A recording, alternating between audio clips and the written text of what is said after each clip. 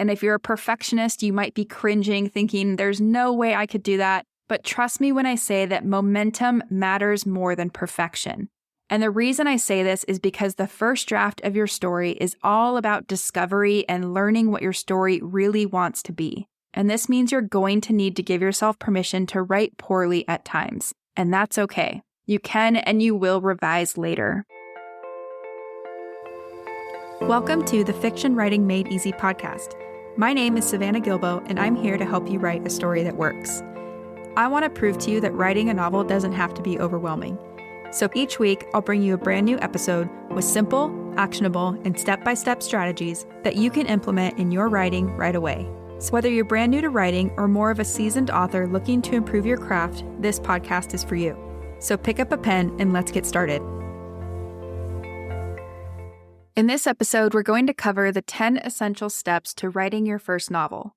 If you've been dreaming about becoming an author but find yourself staring at a blank page or blinking cursor, or if you've started multiple manuscripts only to abandon them when the going gets tough, then this episode is for you. Something I've discovered after working with hundreds of writers is that finishing a novel requires more than just talent or a great idea. It takes the right mindset, practical tools, and a strategic approach that keeps you moving forward even when inspiration fades. In this episode, I'm sharing the exact framework that has helped my clients and students transform their ideas into completed manuscripts, with special focus on the foundational elements that make stories truly resonate with readers. And we're going to cover a lot in today's episode, so I've created a free PDF guide of everything we're going to talk about today, all so that you don't have to take notes as you listen, which you can grab at savannahgilbo.com/write. So one more time, that's savannahgilbo.com/write. This guide will be your companion as you bring your novel to life one step at a time. So with that being said, let's go ahead and dive in, shall we? Starting with step number 1. Step number 1 is to identify your why. So before you type a single word, we need to talk about motivation. And I know this might seem like an odd place to start, but trust me when I say that understanding your why, or that deeper level motivation, is the secret ingredient that will keep you going when the initial excitement of writing a novel fades. And yes, it will fade at some point. So to uncover your why, I want you to just think about, why are you writing a book in the first place? Is it to share a message that matters deeply to you? Is it because you have characters or worlds living in your imagination that you need to bring to life? Are you hoping to start a career as a full-time author? Or maybe is writing a novel your own personal Mount Everest, something you want to accomplish just for the achievement itself? Now, there are no wrong answers here. Many successful novels have been written for each of these reasons and countless others. What matters most is that your motivation resonates deeply enough to fuel your writing through the inevitable rough patches. What most new writers don't realize is that identifying your core motivation is more than just a feel-good exercise. It's really the foundation that will inform everything from your writing schedule to how you approach challenges. And without a clear why, you're much more likely to abandon your project when obstacles arise. For example, I once worked with a writer who kept abandoning manuscripts until we finally uncovered her true motivation. This writer really wanted to share stories about the kind of healthy and supportive relationships that she had experienced in her own life. So she was writing romance, and she just really loved the power of love and the power of intimate relationships in someone's life. So with this why finally clear, her writing started to flow naturally, and she was able to finish her draft. I know that might sound simple, but that's the power of writing from a place of passion and purpose, and that's the power of uncovering your why. So I want you to think about it. What is driving you to write this particular story at this particular time? When you can answer this question with conviction, you'll be much more equipped to deal with any mental or emotional roadblocks that come up as you write, because let's be honest, they will come up, and you'll be much more equipped to get to the end of your first draft as well. Now, a little pro tip is to write down your motivation and keep it somewhere visible in your writing space. When you hit those inevitable moments or those roadblocks where you start thinking, everything I'm writing is terrible and I should probably just quit, this reminder will help you reconnect to the deeper purpose behind your work. Okay, so that is step number 1, to identify your why. Step number 2 is to pick one novel-worthy idea to focus on. So once you're clear on your motivation, it's time to choose the idea you want to turn into a full-length novel. If you're anything like the writers I work with, then you probably have an ideas folder bursting with concepts and little snippets of ideas and pictures for inspiration. I have one of those too. But the truth is that not every idea we have can sustain a full-length novel, at least not without a little more development first. So while you might have interesting thoughts or concepts or ideas that could start a story, not all of them are going to have enough depth or complexity to carry an entire novel-length work. Again, at least not without fleshing them out a little more first. So I want you to think about it like this. Something like a vampire moving into town might sound really cool and intriguing, but this concept alone lacks the necessary substance for an 80,000 plus word novel. Similarly, a fascinating setting without a compelling character who faces conflict won't keep readers turning pages either. Okay, so that's not to say that they can't work and can't be developed into an idea, but those kinds of things on their own don't make a novel-worthy idea just yet. Now, the best type of story ideas often come in the form of what-if questions that hint at the conflict and stakes. So for example, something like, what if a wizard school existed alongside our ordinary world? You might recognize that as Harry Potter. Another example, what if a woman disappeared and framed her husband for her murder? You might recognize that as Gone Girl. Last example, what if a deadly plague wiped out most of humanity? You probably recognize that as The Stand. And what you're looking for is an idea that's novel-worthy, so one with enough potential conflict, character development, and thematic exploration to fill hundreds of pages while keeping readers engaged. And like I hinted at earlier, sometimes this takes a little bit of work. Whatever you come up with, don't worry if your idea feels simple at this stage. A farm boy discovers he's part of a galactic rebellion might sound basic, but it became Star Wars. So trust that your idea will develop complexity as you work through the remaining steps in this episode. Now, here's what I recommend. From all of your potential ideas, I want you to choose one that gives you that sense of both excitement and fear. The best ideas often scare us a little bit, and they're the ones that feel important enough to spend months or maybe even years bringing to life. I recently worked with an author who had 5 different story ideas that she was bouncing back and forth between, and every time one got difficult or she hit a roadblock, she would switch to another. And as you can imagine, this wasn't helping her make very much progress overall. So what we did is we stopped and we evaluated each idea based on its potential for engaging conflict and also her personal connection to the material. So again, which one brought her both that level of excitement and a little bit of fear? And this exercise helped her commit to just one idea. Then once she committed to the story that genuinely moved her, not just the one that seemed most exciting or easy that day, she was finally able to complete her first draft after years and years of false starts. So if you are like this author and you're jumping between ideas, I want you to ask yourself, which one of your ideas do you keep returning to, or which idea kind of has a chokehold on your mind and refuses to let go? That persistence is usually a sign that you have found your novel-worthy idea. Now, a little pro tip here is that you can test your idea to see if it's novel-worthy. So what I want you to look for is a main character with a clear goal, significant obstacles to that goal, and meaningful consequences if they fail. If these elements aren't immediately apparent, then your idea might need a little more development before it's ready to sustain a full-length novel. Okay, so that is step number 2, pick one novel-worthy idea to focus on. Step number 3 is to choose your story's genre. So now that you have your one novel-worthy idea, it's time to figure out where your novel fits in the literary landscape. And genre isn't just a marketing category, it's a powerful tool that helps you understand what readers expect and then how to satisfy them.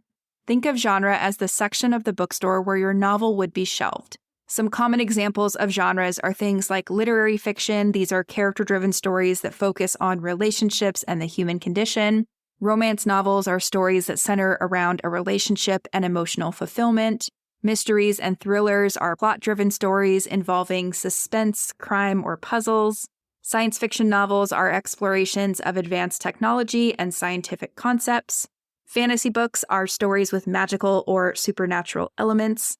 Historical fiction includes narratives set in the past with historical events as backdrop. Horror stories are designed to frighten or disturb readers. And then something like young adult are stories targeted at teenage readers, and this, of course, can cross with other genres, so you might have something like young adult fantasy or a young adult mystery or something like that. Now, here's what's really important for you to understand. Each genre is going to have its own conventions, typical word counts, and reader expectations. For example, something like a romance is going to require a central love story and an emotionally satisfying ending. Thrillers generally maintain fast pace with high stakes, and fantasy novels often include magic and invented worlds. So just a few examples. Now, what many aspiring authors don't realize is that genre selection impacts nearly every aspect of your writing process, from character development to plot structure to pacing.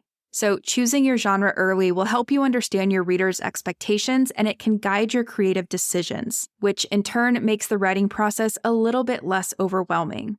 Now, a little pro tip for you if you're like, okay, I know what kind of story I'm writing, but I don't know what readers would expect from a story like mine, or I don't really know what to do with this information.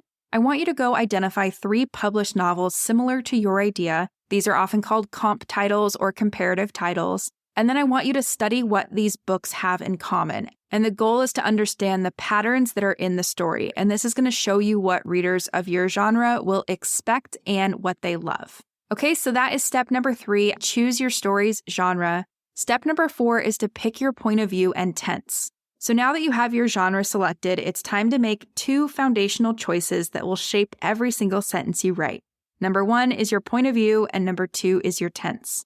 These elements are going to determine who tells your story and when it's being told, and they affect everything from how much information readers receive to the emotional tone of your narrative. So your main point of view options include first person, and in this scenario, the narrator uses I and directly shares their experiences. This helps to create that intimacy between reader and character, but limits information to what only that character knows. So as an example, this would be something like, I walked into the room and immediately sensed something was wrong. The next option you have is third person limited. So in this scenario, the narrator refers to characters as he, she, or they, or by using their name, while following one character at a time. So for example, Sarah walked into the room and immediately sensed that something was wrong. The third option you have is third person omniscient, and in this scenario, the narrator knows everything about all characters, providing readers with a more expansive view. So an example of this would be something like, Sarah walked into the room and sensed something was wrong, unaware that behind the curtain the intruder held his breath. Okay, so you can probably already tell how your choice there is going to impact how readers experience your story. Now, once you've selected your point of view, you'll need to decide on tense. So really, you have 2 choices here, past tense, she walked into the room, or present tense, she walks into the room. Past tense feels natural to most readers and is traditional for storytelling, while present tense creates a sense of immediacy that can make readers feel the events are unfolding in real time. So there's no wrong answer here, but just know that the choices you make will dramatically impact your writing experience and your reader's connection to your story. Each combination of point of view and tense creates a distinct reading experience, so it's worth taking the time to find the right match for your particular story. Now, a little pro tip here, if you're unsure which option is right for you, you can try an experiment and write the same scene using different point of views and different tenses. As you do that, pay attention to which version feels the most comfortable to write and which best serves your story. Okay, so that is step 4, pick your point of view and tense. Step number 5 is to develop your main characters. So now that you've made some really important decisions on your genre and point of view, it's time to focus on the heart of any great story, and that is your characters, particularly your protagonist and antagonist. And I say particularly because these 2 characters will create the conflict of your novel and they'll drive your entire plot forward. Also, most readers connect with characters first and plot second, so this step is really, really important. For your protagonist, you can start by answering these 3 foundational questions. Number 1, what do they want more than anything? This is going to be their external goal. Number 2, what do they need emotionally or psychologically? This is going to be that internal need. And number 3, what flaw or weakness must they overcome? This is their inner obstacle. Now, the reason these 3 questions are so important is because the most compelling protagonists want something badly enough to face significant obstacles to achieve their goals. Think about Katniss Everdeen in The Hunger Games, right? She wants to protect her sister and survive the games. She wants both of those things badly enough to deal with the conflict coming her way. To go with a completely different example, you can think about Elizabeth Bennet in Pride and Prejudice, who seeks independence and true connection above all else, which, if you're familiar with the story, definitely makes her life a little bit harder. But she's so committed to that goal that she is willing to face obstacles and conflict to get it. Now, let's consider your antagonist. So this is going to be the force that opposes your protagonist in your story. And there are 3 questions you can ask and answer here that will help you flesh them out. So number 1, what are they trying to achieve? Ideally, whatever your answer is going to conflict with what the protagonist wants. Number 2, why do they believe they're justified? This one's important because the best antagonists usually believe they're right or have a very strong motivation for doing what they're doing. And number 3, what weaknesses or vulnerabilities make them human? And this one's important just to create that sense of 3-dimensionality and that complexity that helps your character feel like a real person. Okay, now remember that the word antagonist doesn't always mean villain. Your antagonist could be a compelling love interest in a romance, it could be nature itself in a survival story, or even aspects of the protagonist's own personality in a story about internal struggle. Now, what many first-time writers don't realize is that character development isn't about creating likable characters. It's about creating fascinating ones. And that's because readers will follow a deeply flawed character through hundreds of pages if those flaws feel authentic and create meaningful conflict. I worked with a sci-fi writer once who couldn't understand why readers didn't connect with her mechanically minded protagonist. And when we dug deeper, we discovered that she had made her protagonist just too perfect. So he was skilled, he was ethical, and he was always right.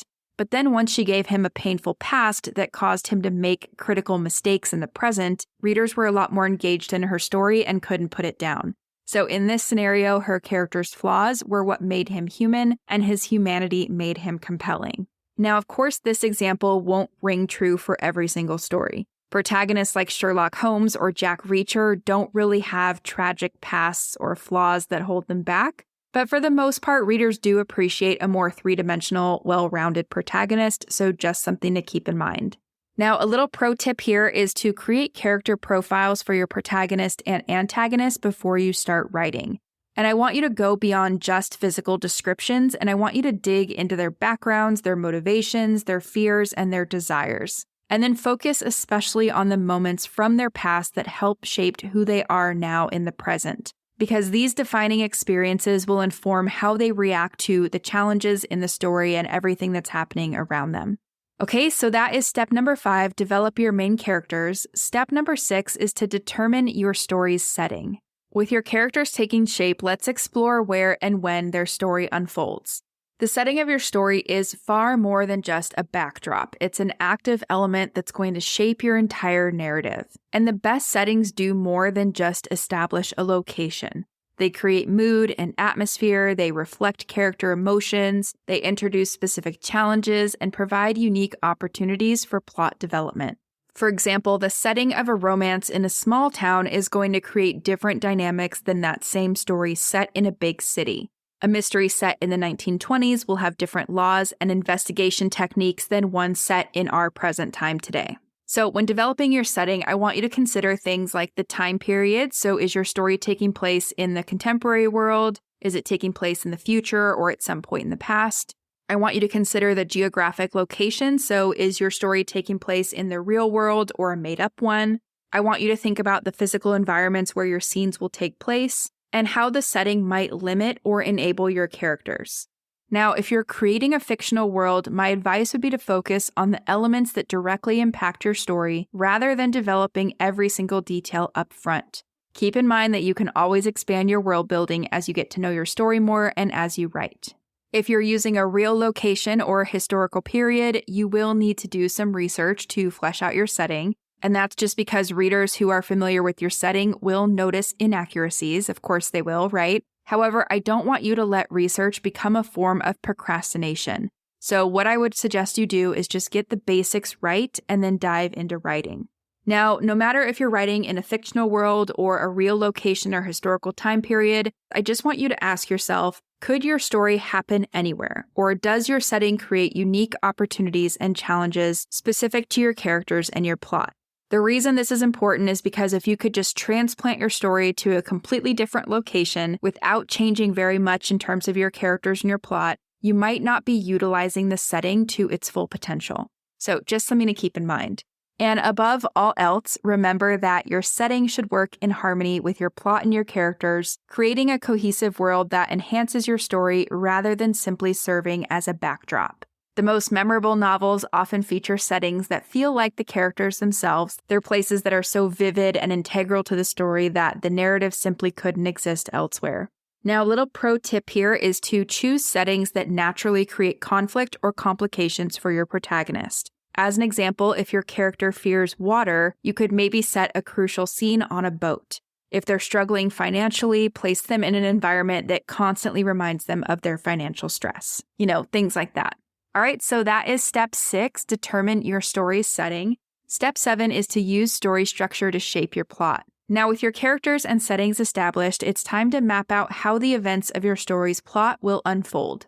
A solid structure will help you create a novel that engages readers from beginning to end, while also preventing the dreaded writer's block that stops so many first-time writers in their tracks.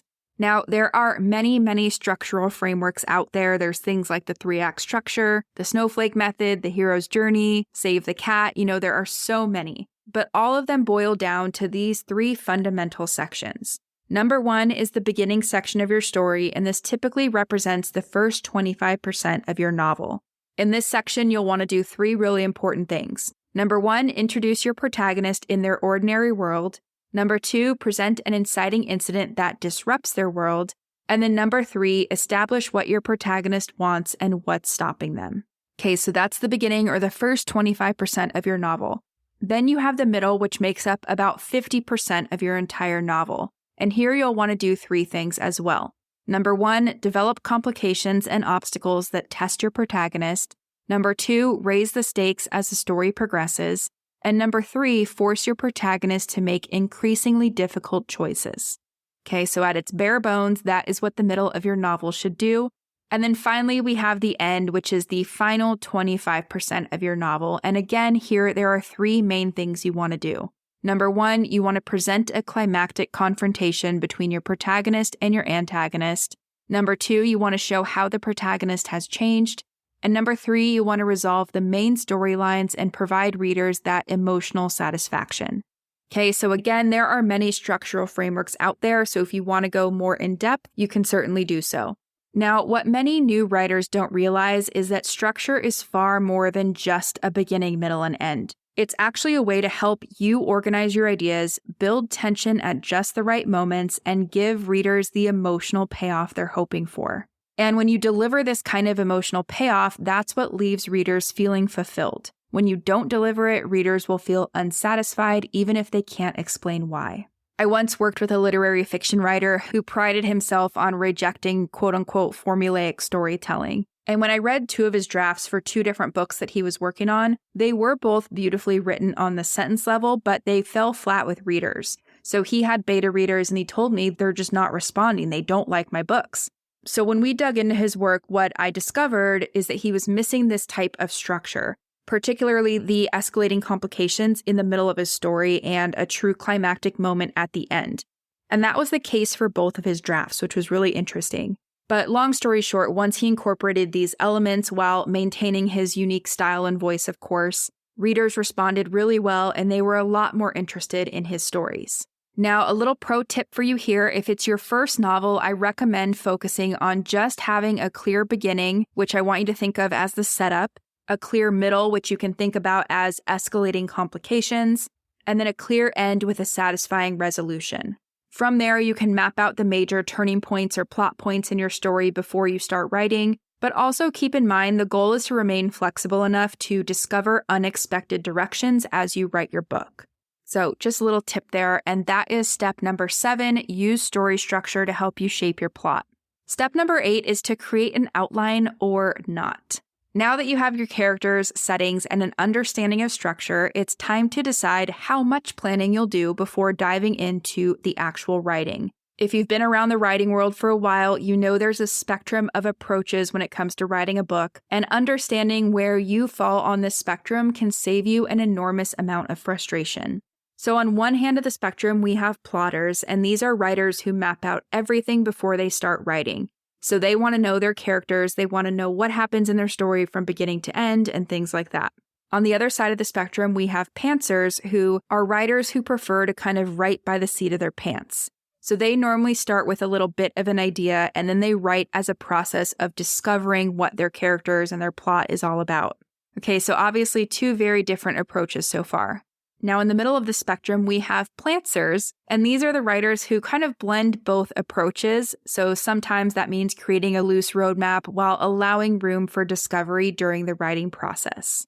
Now, after working with hundreds of writers, I would say most of us fit in that plantser category or that in-between zone between plotters and pantsers. But of course, there's no wrong answer or anything. It's just about identifying where you fit on that spectrum. Now, here's something I want you to know. No matter how you approach outlining, your outline doesn't need to be elaborate to be effective. Even a simple sketch of the major plot points in your story, what happens at the beginning, the major complications in the middle, and how it all resolves at the end can provide enough direction to keep you moving forward without feeling constrained. If you're brand new to writing, I recommend at least a basic outline that identifies these 5 things. Number 1, what is your opening scene? Number 2, what is the inciting incident that launches your story? Number 3, what are the major plot points or turning points in your story? Number 4, what does that climactic scene look like? And then number 5, how does the story resolve? So again, if you're brand new to writing, those are the 5 things I recommend thinking through before you start to write. But what's most important is choosing an outlining approach that works for you and your creative process rather than against it. Like I mentioned earlier, an extensive outline can be liberating for some writers and totally paralyzing for others. So pay attention to what energizes you and what depletes your enthusiasm. And a little pro tip here, think about your outline as a living, breathing document. As you write, you're going to discover new possibilities that might not have occurred to you during planning. That's totally normal. And, just give yourself permission to deviate from your outline when your story naturally evolves, because trust me, it will. Okay, so that is step number 8. Create an outline that's going to work for you, not against you. And then it's time to move on to step number 9, which is to develop and establish your writing routine. So before you dive into actually writing your first draft, I want you to take a moment to set yourself up for success.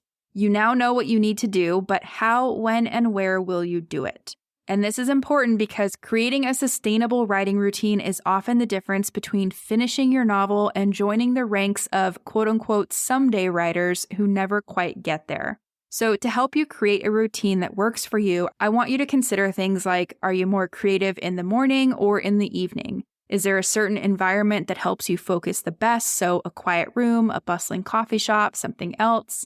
Are there any rituals that you need to help you get in the zone, like a fresh cup of tea or a specific playlist? And then, of course, how much time can you realistically dedicate to writing? Once you've considered these factors, it's time to create a specific plan. So maybe you'll write for 30 minutes before work each morning, or perhaps you'll dedicate 2 hours every Saturday and Sunday to working on your book. The exact schedule doesn't really matter as much as your commitment to showing up to your desk consistently. Okay, so once you develop a plan, then I want you to figure out a way to track your progress. So you might be the type of writer who likes to set a daily or weekly word count goal and track words written versus your goal. Now, this is not a hard and fast rule by any means, but many new writers will target around 500 to 1,000 words per writing session. Again, that's not a hard and fast rule or anything. It's just something I've noticed over the years of working with writers. And again, that is per session. So it doesn't necessarily mean per day or per week or anything. It's just per session that you show up to write. Now, something else I've learned after coaching hundreds of writers is that the most consistent writers, they don't rely on motivation or inspiration to sit down at their desk and write. Instead, they rely on systems and habits, and they create writing environments that minimize resistance and maximize productivity. And this is important because what many first-time writers don't realize is that the quote-unquote perfect writing routine is one that you can actually maintain. And of course, this is going to look different for every writer, and it's going to look different from what you see on social media. Okay, so for example, last year I worked with a busy executive who had been planning to write a novel for over a decade, and she just wasn't making progress.